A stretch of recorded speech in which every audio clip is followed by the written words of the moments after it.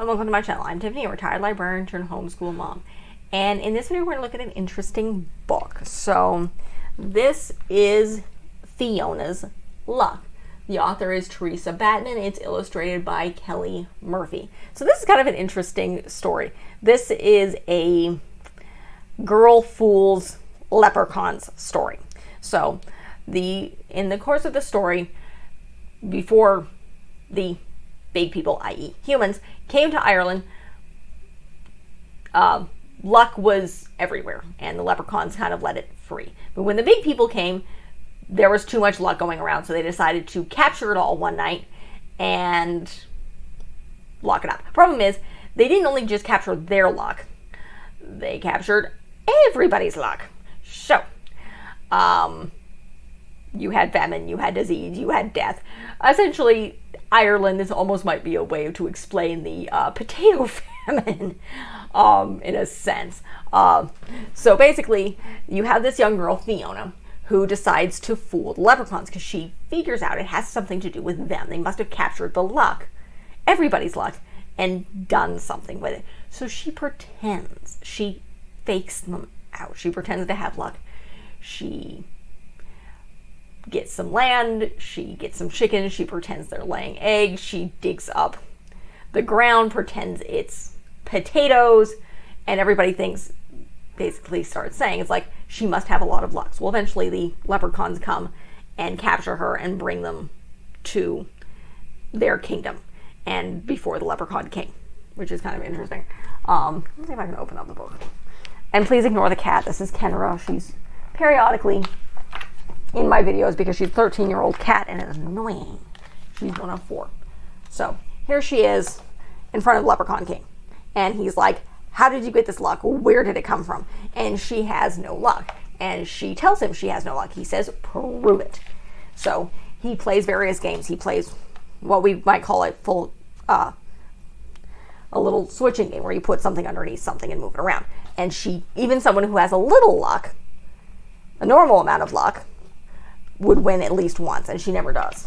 And so they give her a harp that anyone with even a marginal amount of luck could play something. And again, she has no luck, so she plays nothing. And she loses every game of chess. As much as the king tries to lose, she always loses, and he always wins. So it's like she proves that she has no luck. Now, she made a bargain with him. It's like, basically, if I remember correctly, she can wish for nothing. Well, in the sense of wishing for nothing, she wishes a hole is nothing.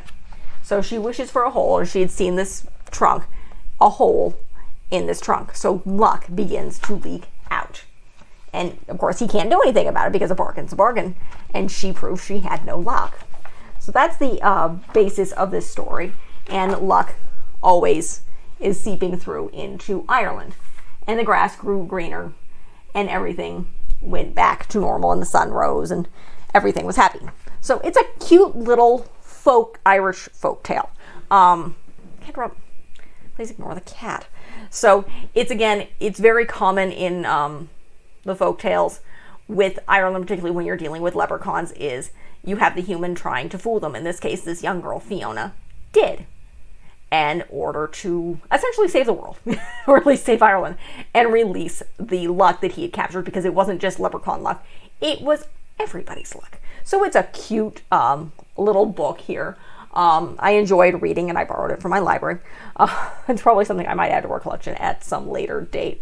But it's a cute little Irish folk tale, and brings in how she outsmarted a leprechaun, which is always fun little tales when you can outsmart the little people, as they call them. So this is a great little book. It's not that long. The words they're not too small, but it's definitely kind of a longer of the what I would consider a bedtime book. Actually, my daughter listened to it. She's 3, but she's weird. She likes books. So this is, I can see the page numbers here. No, of course not. There's no page numbers. So, guesstimating, it's probably like 30, 40 pages long. Again, I'm guesstimating because it doesn't give me page numbers. I have to check on Amazon. It will link. Sometimes they give page numbers, sometimes they don't. So it's a good book, particularly very St. Patrick's Day without being full-on green, happy-go-lucky leprechauns. Because again, this is more traditional Irish folktale where they're tricksters. And that's kind of what they do. And in this case, they get tricked back and they get very, very mad about it. Which again is kind of common with some various Irish folk tales. So that's the end of this video. It's very, very short. Because again, there's not much to say. It's a very, very good book. Definitely, if you're homeschoolers, this is something to do around March, where you have St. Patrick's Day, or any time in spring, or when you're doing a unit on Irish folktales or leprechauns. And probably you can do an entire unit on leprechauns, because there's a lot of there's a lot of stuff going on with leprechauns. This is obviously a children's picture book, though you probably could read it to middle grades. I wouldn't. Even middle schoolers might find this book enjoyable, because it's a very interesting little story. And I'm never going to talk down about picture books, even when you have older ones. I, as an adult, enjoyed this book. It actually took a while for me to get it. It's been on hold for a couple months. So it's a popular little book. So I think they were actually ordering copies. I think that's a brand new copy.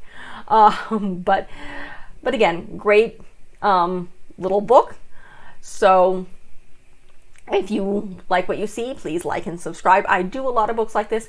We are a secular homeschooling family, so I do a lot of book reviews. I do film reviews, various different ages, depending on what I'm reading. So, as well as some travel videos and some board game stuff, which I need to put up a little bit more. I have we'll add them as I can. As of the shooting, this is end of August of 2022. I am recovering from a broken leg. It's been hard for me to film, and I have a 3-year-old who's very, very energetic, and it's summer where I'm at, and it's hot. So it's been hard to film because the heat takes a lot out of you. So we'll slowly get back to filming. But this is a great. I do a lot of book and film reviews, depending. It ranges. We're coming into my season where we're going to be covering. Well, next year, I do a lot of book series. In fact, this year for 2023, when you guys will be seeing this, a lot of book series going on. And I'll probably continue that because I am a fond of book series of a wide variety of ranges. I just normally don't cover horror, which, yes, I've covered The Spook's Apprentice, which is the late Joseph Delaney. So that's the only horror books that I've covered. I think by the time you see this, I should be covering The Guardians of Ga'Hoole. And that will go through this summer. And then I think I'm covering another Meg Cabot series because I previously covered The Princess Diaries. So again, be sure to check out the channel. Book reviews, film reviews, board game stuff, educational stuff, some travel stuff as, again, we get going. Hopefully by the time you guys see this, we'll have at least a couple more travel videos up. Right now, there are only 4 scheduled because we've not taken a lot of trips. So, and they're to the same place. But again, different between a 2-year-old and a 3-year-old. So that is it. Like and subscribe. Leave a positive comment if you have one. Thank you.